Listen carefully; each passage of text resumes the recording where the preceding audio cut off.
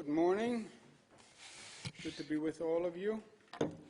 For those of you who may not know, people who are with us today, from my very far right, Mr. Gareth Rhodes, then Chancellor Jim Malatras, Commissioner Howard Zucker, Commissioner of Health, Dr. Zucker. To my left, Melissa DeRosa, Secretary to the Governor. To her left, Robert Mejica, Budget Director. Today is day 284 of the COVID crisis experience journey. As I mentioned, I'll be doing regularly scheduled briefings Monday, Wednesday, Friday, 11:30. Depending on the circumstances, we may do additional briefings. We're now following additional CDC guidance that they have been updating and offering. You see these very attractive partitions that we now have, which are part of the CDC guidance. The numbers for New York State for today, the statewide positivity without the microcluster zones, which are our high-intensity zones, is 4.86. If you include statewide with those high-intense zones, is 5.4%. The positivity in those microcluster zones is 7%. We did 194,000 tests. Again, New York does more testing than any other state. That gives us more data, more information. We make decisions based on the data. The more tests, the more data. Statewide deaths, 95. That is a sad number. The number 1, when it's a death, is a sad number. Number 95 is extremely sad, and those New Yorkers are in our thoughts and prayers. Hospitalizations up about 158, ICU up 46, intubations up 28. We now are conducting 3 COVID operations basically at the same time. First, we're managing the hospitals under what we call our Surge and Flex program. This is a hospital capacity crisis, and more it's becoming a greater crisis for hospitals as their capacity is further diminished. We sent a letter to all the hospitals in the state talking to them about this situation and what they're going to need to do. They're going to have to be extraordinarily flexible and nimble to handle the additional caseload that is coming up. Hospital systems have to work as a system and balance caseload among hospitals in their system. We then may get to the point where we have to shift patients before they're admitted to hospitals to other hospitals that have a greater capacity. So it is a management logistical nightmare. And the more cases go up, the harder it gets. We released a letter that went to all hospital administrators, and there's going to be a meeting with them today. So that's one operation that's going on. Second operation is continuing to work to slow the spread of the virus. We have the Thanksgiving surge, if you will, and we're starting to see the full effect of that now, and we're analyzing the data on the Thanksgiving spread. We also talk to, literally, we've been blessed with international experts who've given us guidance and are looking at our data and our situation and actually recommend adding new factors to our plan, which I think is good advice, and we're going to do that, and we'll announce a new plan on Friday. And then third, we have the vaccine, which is the weapon that will win the war. If people take it, if we get it produced, if we get it delivered, distributed, and actually in people's arms, right? So those are the big ifs, and that's what we are working on, and that's what we want to talk to you about today with the vaccine. First, we're going to have a real public education campaign to battle the skepticism. Just think of the math on this. You have to get to 75% to 85% of the overall population vaccinated for the vaccine to be effective, 75 to 85%. 50% of the population says right now they don't want to take the vaccine. They don't trust the approval process. They're worried about vaccines in general, but 50% are now saying they don't want to take the vaccine. You cannot get to 75% if 50% don't take it. Even I can do that math. So we're going to need a real public education to dispel the skepticism that already exists. Second, and very important to us here in the state of New York, this has to be done in a way that protects social justice. The healthcare system discriminates against black, brown, and poor communities. By effect, you have fewer healthcare facilities in poorer communities. That is a fact. Higher death rate in these communities, higher infection rate in these communities, higher percentage of essential workers in these communities. So we want to make sure when we do the vaccine that it is done in a just and fair and equal way. And third, we want to expedite it. It's a massive undertaking. I think, frankly, people have not focused enough on the extent of what this undertaking means. I can't think of a government operation that has been commenced that is more difficult and intricate than what governments will be asked to do here. The scale of vaccinating every person in your state is just massive. New York has been very good at scaling up, and we've been very good at tackling challenges during COVID, like COVID testing. But this is going to test capacity all across the board. The way the vaccine is going to work is the federal government will be responsible for the procurement and the distribution. The military is doing the transportation. They're actually using private companies in part, FedEx, other private companies to distribute the vaccine to the different states. The federal government looks to the state to set the distribution locations. They will send it where we ask them to send it. And we then set the priorities for not only where it goes, but who gets it as the first set of priorities. Our priorities have basically tracked the federal government's suggestion on prioritization. The first shipment is allocated on the base of number of healthcare workers and nursing home residents in the state. The first allocation is for nursing home residents, nursing home staff, and high-risk healthcare workers. So that's how we're allocating what Buffalo gets versus Monroe versus Essex versus New York City. The state has set up 90 regional distribution centers that are capable of cold storage. This is a different definition of cold storage. This is like really, really cold storage.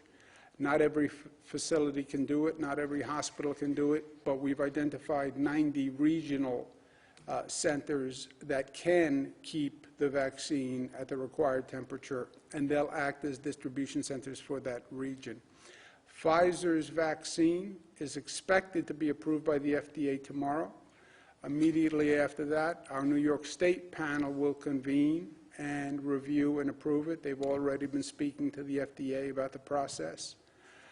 I think the New York panel, as a second panel to approve, is going to go a long way towards battling that skepticism about the approval process, and we hope that it does.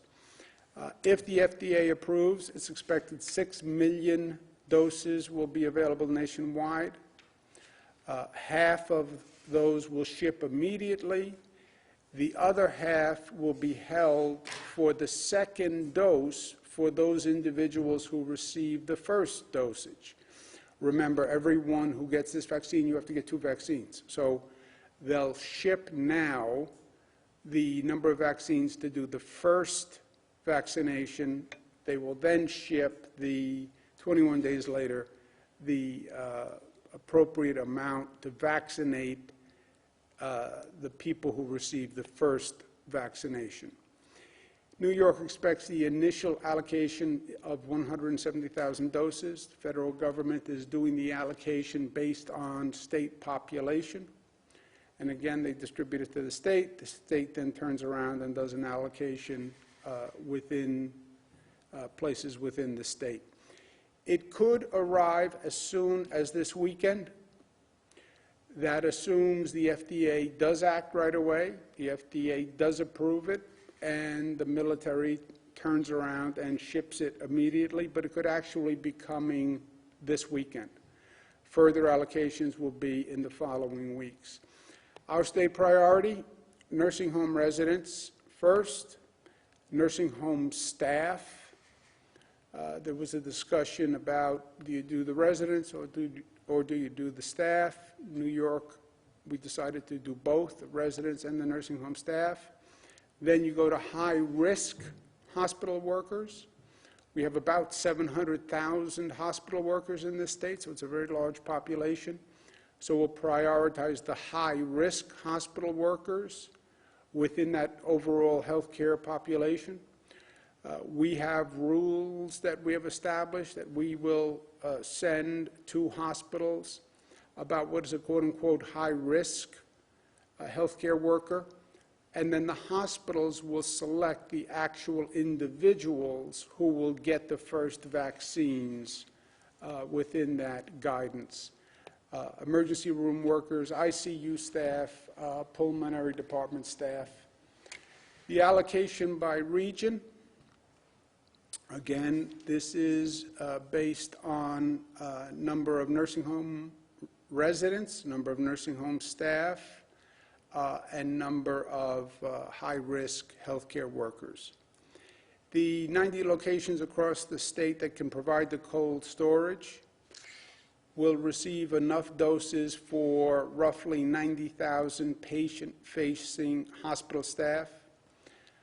That is 40% of the total hospital patient-facing workforce of 225. The 225,000 is a subset of the overall 700,000, obviously.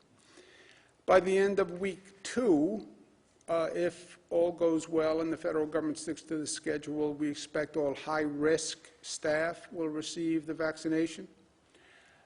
Staff at every hospital will have access to the allocation, even if their hospital doesn't have this cold storage capacity. They will have access to the vaccine by a hospital in their region that does have that storage capacity. After we take care of all the high-risk healthcare workers, we'll then move to all long-term and congregate care staff and residents, then EMS and other healthcare workers, and then essential workers, general population, starting with those who have the highest risk. The federal government offered a program that New York State opted into, whereby pharmacies will do the vaccinations in nursing homes, which will take a burden off the nursing home staff. And New York has opted into that program. It's run by the federal government, but basically they subcontract with private companies to do the vaccinations in nursing homes. Flu vaccine, we do this way. New York, by participating in that program, we provide part of our allocation to that program, so we actually have enough vaccinations to cover all residents. Part of the future allocations will ensure enough doses to make sure we complete that program. Completion is all nursing home residents and staff. We expect deliveries to begin next week. The federal administration says they're going to start by 12/21.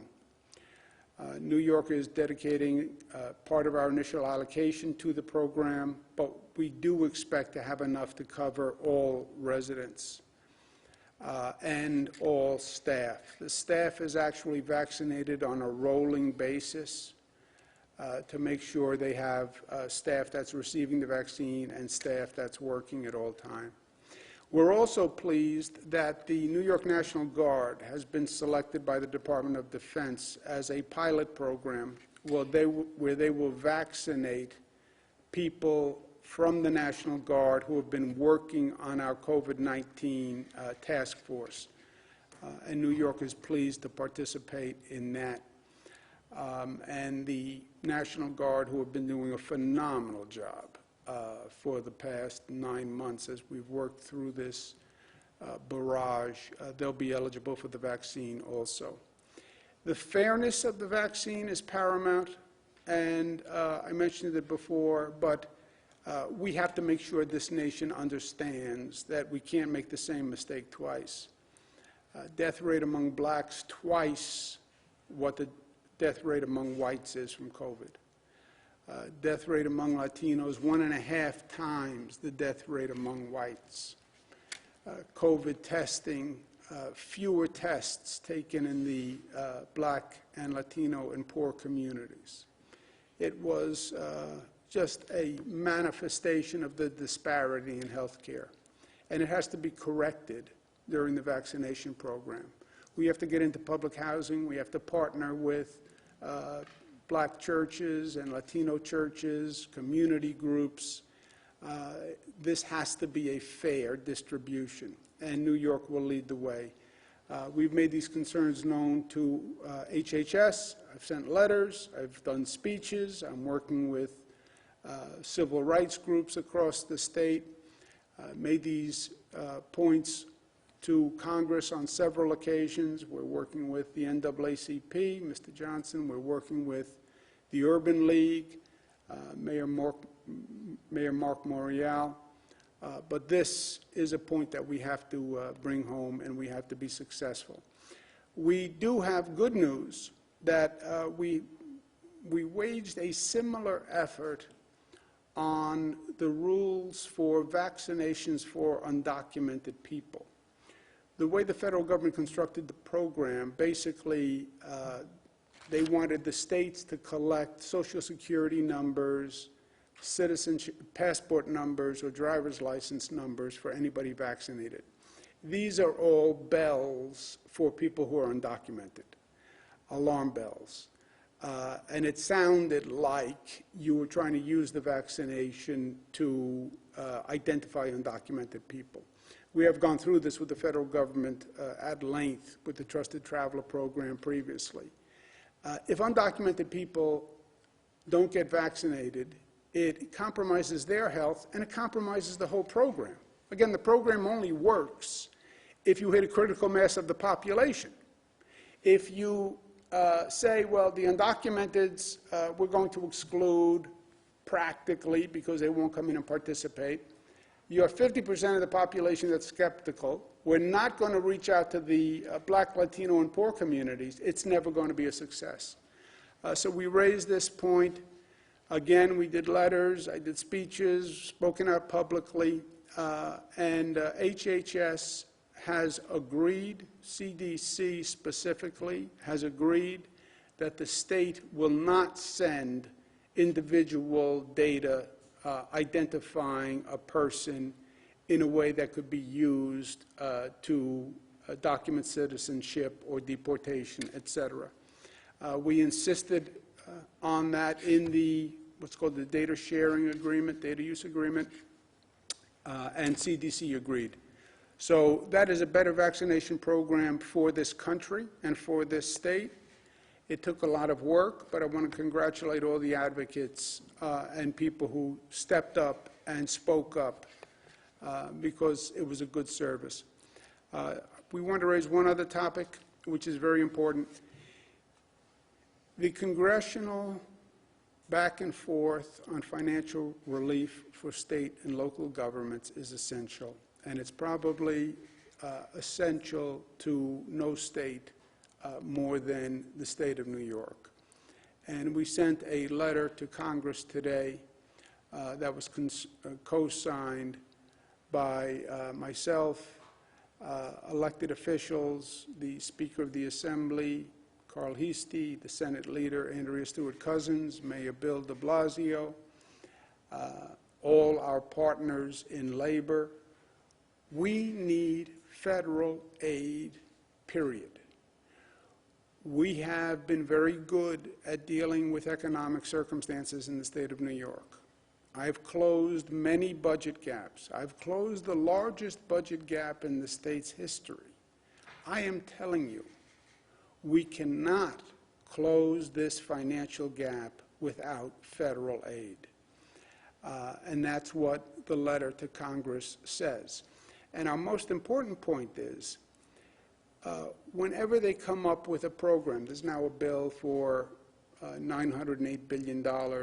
I believe President Biden will come in and will propose a large package. The funding should be distributed by need, not by politics. The other funds that they have passed, what they call the CARES Act, they distributed the money politically. Everybody got X. They just cut it up like a piece of pie. This is supposed to be funding that goes to help states recover from COVID, help cities recover from COVID. It wasn't supposed to be political pork barrel. And the distribution should be by need. Who got hurt by COVID? And what is the need from COVID? That's what taxpayers were told they were funding. New York State paid the greatest price in the nation for COVID. Not because I'm the New York State governor. That is a fact. That is a fact. We were misinformed. We were misled. It was the negligence of the federal government that created the situation in New York. We were all there in the spring when the federal government was saying, the virus is coming from China, it's coming from China. Few cases in California because people flew from China to California. The virus wasn't in China. It was in Europe. And either they didn't know it or they didn't tell us. I don't know which is worse. But the virus was coming here January, February, March from Europe. 3 million Europeans came, brought the virus while they were still pointing to China. China travel ban was February 1st. There wasn't a ban from Europe until March 16th. March 16th, the horse was out of the barn. We had thousands of cases in New York, planes landing in JFK and Newark, LaGuardia airports. If we do not get federal funding, the consequences are going to be devastating to this state and the families and governments within the state. You could see the layoff of several thousand government workers.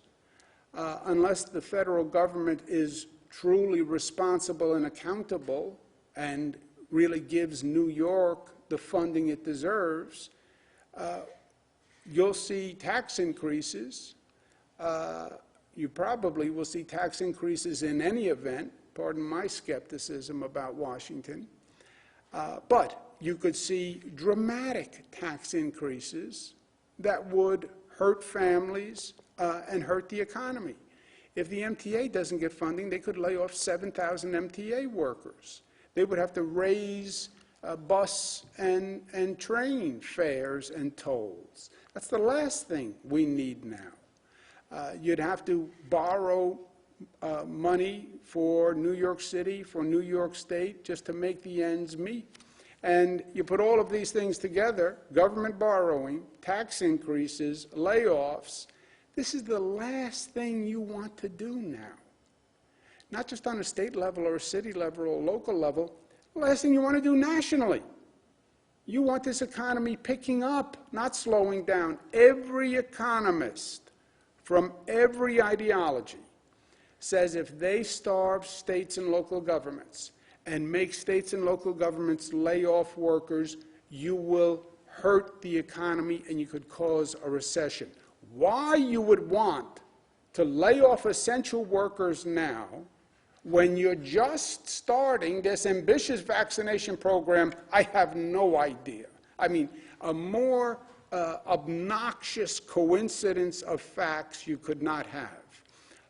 Greatest governmental undertaking on the vaccination program, oh, now we're going to starve state and local government, so they have to lay off the people who would do the vaccination. I mean, it's a level of idiocy that is unparalleled. And forget government. You hurt people. You hurt people. You hurt families who don't have a paycheck. You hurt small businesses that have been hanging on by their fingernails for months. It's not politics. I talk to governors all across the country. Every state is in basically the same situation. They have to act responsibly and they have to act quickly. And that's in the best interest of everyone. I'm pleased today to be joined by New York City Mayor Bill de Blasio, who is going to discuss this topic with us today. We're also joined by Mario Salento, who is the president of the AFL-CIO. Obviously, this has dramatic effect on the people who work for the state, the people who work for businesses that rely on the state. And New York City, which really dealt the brunt of the burden in the spring. Remember those planes, they landed at JFK, they landed at Newark. Those people were going to downstate New York. And the need, the cost, the human sacrifice was nowhere higher. We're dealing with it nationwide now. But New York was ambushed. We were ambushed. We never saw it coming. We had no warning. We had no notice. And we went from one case to literally thousands of cases in a matter of weeks. And I do hold the federal government responsible. New York City, New York State, we don't do international, global pandemic watchdogs. That's not what we do. It's what the federal government does. It's what the CDC does and the NIH does. They track global pandemics. And they missed it on this one. Or they didn't miss it and they didn't tell us about it. But that's the issue that we're facing now. Mayor Bill de Blasio, thank you very much for being with us today. We're all meeting these new CDC protocols. I don't know if I need a piece of plexiglass between me and a Zoom screen yet. That's probably next week's protocol. But good to be with you, and thank you very much for taking the time to be with us today. Thank you, Governor. Plexiglass does not solve every problem. I just want to say it's like duct tape. It solves a lot of things, but not everything. But Governor, look, I want to join with you emphatically in reminding our colleagues in Washington what really happened here. You are exactly right that we were right. The federal government was not there for us. You know, we found out months and months later that the disease was already spread in New York City in February when we had no testing resources from the federal government. They wouldn't even let us do our own local testing. When we said we were ready, they said, no, no, no, no. Think about the lives that were lost because the federal government was missing in action. And Governor, we all experienced it. We were at those hospitals. I went to Elmhurst Hospital. I went to Bellevue Hospital. I talked to the families who lost their loved ones.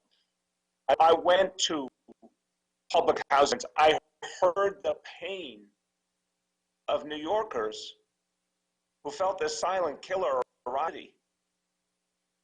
And they wondered how on earth this could have happened in America.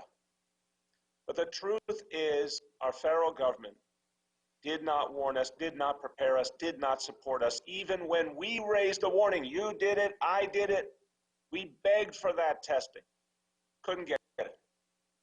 So, is there anyone who wants to debate these facts? I don't think they'll be able to. Is there anyone who wants to contest the fact that this state bore the brunt, that this city was the epicenter of the United States of America? In March and April, we went through the worst of this entire country, and unfortunately, the tens of New Yorkers who are lost forever. They can't be here with us to testify, but we testify in their memories. How much pain we went through. So it's as simple as the way you laid it out. I'm going to amplify it. State and local aid is absolutely necessary, or else we are ignoring the pain and the death and the suffering that went on in this city and this state. It is literally an insult to the families who lost their lives if our Congress does not give us the support we deserve. You have to have support for the state government. State of New York's going through hell. We need a strong state of New York. I can say on behalf of all cities, towns, counties in New York State, we all need directly as well. We will not be able to stay on our feet. We will not be able to provide the services people need. Governor, people need the services more than ever. The vaccination, as you said, but all the other healthcare services, keeping our schools going for our kids, providing safety for our people. Folks need that more than ever. And if we can't provide those services, how on earth are we going to have a recovery? And this is the part that bothers me the most, of people who say they want a strong economy, they want to see America come back. How do you have a recovery if cities and states are collapsing all around you? If you can't provide basic services, if you cut basic services, you cut off the recovery. That is the bottom line here. So I know what we went through. I felt it, I lived it with my fellow New Yorkers. I know we deserve help to recover from a crisis we did not create, and our federal government did not. I know states and cities and towns and counties will do our all if we're just given the opportunity to get back on our feet. I also know this city and this state amongst the strongest engines of the American economy. Let's not leave this out of this discussion. If you want the United States of America to come back, you need New York City to come back. You need New York State to come back. In good times, and those good times for as recently as February, we were leading the nation in a strong economy. Now we've been hit back on our heels. Do you really think the United States of America is going to come back without New York City and New York State returning to our full strength? It's not going to happen. So, Governor, join in cause. I say to our Washington, and we honor our senators, our Congress members, but we need you guys now. We need you more than ever. We need you to tell our story and ensure we get just our fair share. That's all we're asking for, so we can come back strong for the people of the city and the state. Thank you, Governor. Well said, Mayor. And by the way, Mayor, what you say is exactly right, and there's no disagreement on the facts. We know that the virus was now here in February, right? We found out too late, but scientists will attest to that fact. We know the virus came from Europe. Scientists will attest to that fact. You had Dr. Redfield of the CDC and Dr. Fauci testified before Congress April, May, that we missed it. We missed that the virus left China, went to Europe, and then came to New York. We missed it. That's what happened to New York City, New York State. They missed it. Okay. It's a quite different conversation about their competence and how much they communicated. But they missed it, and they said they missed it. They created it. And your point about you want to bring back the national economy, you don't bring back the national economy without the New York economy. You're exactly right. Thank you very much, Mayor. It's a pleasure to be with you, even though we're on Zoom, but at least we don't have plexiglass. No plexiglass. No plexiglass. I'll see you soon, Bill. Right. Mario Salento, our partner, president of the AFL-CIO. Good to be with you, Mario. Thank you for the help on this. Thank you, Governor. Thank you. Thank you for having me. I appreciate it. And let me just say this. First, I want to thank you for your leadership in the effort to secure funding from Washington. You continue to set a standard for leadership that we can all be proud of. And as you said, federal aid has to be proportionate to the damage we've already incurred as a state. Working men and women in New York have suffered more than any other state in the country, and in every possible way. The damage done economically to New York and to New Yorkers is incalculable. But in addition to the economic hit we've taken, physical and mental as well as the emotional stress is something so many working people continue to deal with. Workers not knowing, Governor, they'll have a job next week or next month, not being able to buy presents for their children, holidays, family not sure where the next meal is coming from or if they're going to pay their rent. And as a parent myself, I mean, it kills me to think even so many New Yorkers are going to have to disappoint their children this year. And I know, Governor, you as well, a father of daughters like me, I know you feel the same way. And that's why we desperately need the federal aid. This isn't a New York issue.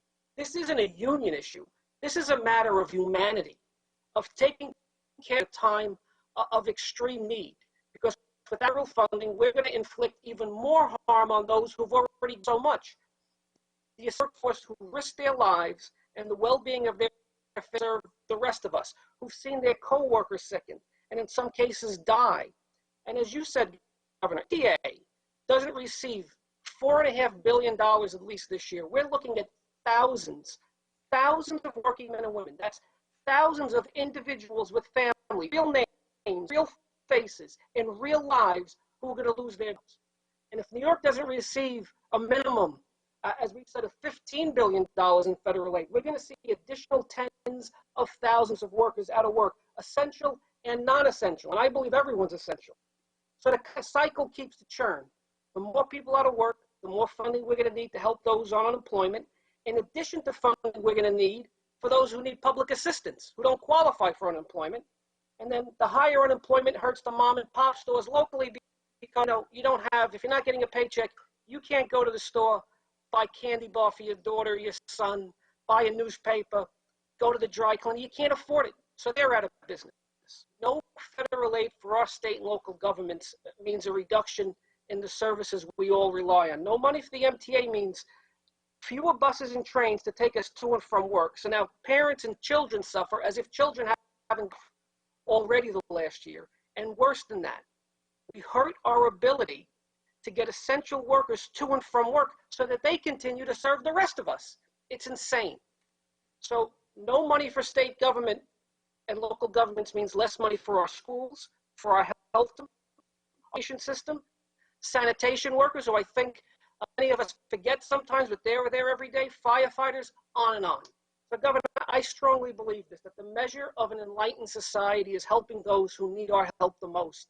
And it's also defined by having a standard of living and a quality of life we can all be proud of.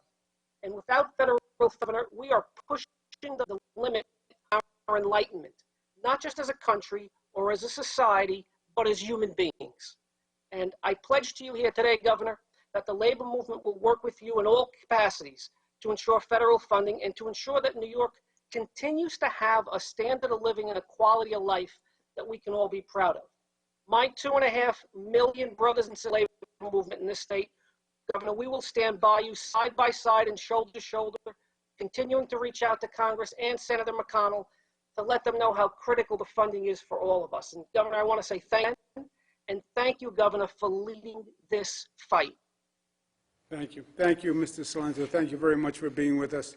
You said it so well, and it's so true. We celebrate the essential heroes, and they are heroes. God bless what the working men and women did in this state and all across the nation.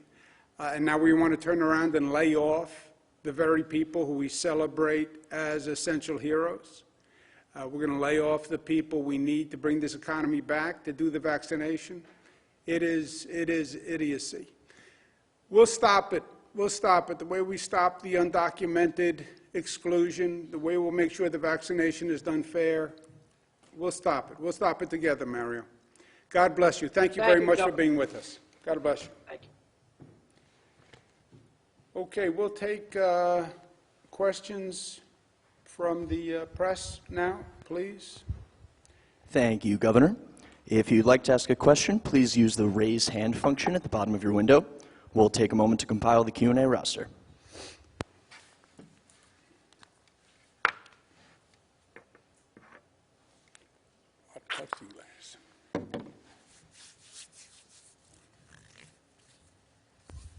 Governor, you now have John Campbell from Gannett. John, your line is now open. Hi, Governor. Two questions for you. One, in terms of community sites for vaccination, at what point do you plan on rolling out a list or some sort of function where people will be able to find out where they can get vaccinated? And then my second question is on contact tracing data. Is there a reason why the state hasn't released any sort of statewide data that shows the source of outbreaks so we can get a better sense of whether they're happening at gyms or restaurants or whether it is living room spread? Can the state release that sort of data? Why hasn't it happened so far? Yeah. Two good questions, as usual, John. The first, you saw the prioritization of the vaccination schedule. This is all subject to the federal government actually delivering that number on that day, right? And we outlined the first few stages. The general public go basically after the healthcare workers. We're looking probably at the beginning of February on this schedule before you get there, maybe late January. But we have to see how it goes. And before we get to that, obviously, general public distribution, then we will have designed and we'll lay out actual sites where people can go to get vaccinated. But we have a ways to go before we get there. On the contact tracing data, we collect contact tracing data from local governments. Local governments employ the bulk of the contact tracers in the state. We then put it together and we analyze it. We're doing that right now, as a matter of fact, in coming up with the next configuration of our plan. We release it Friday.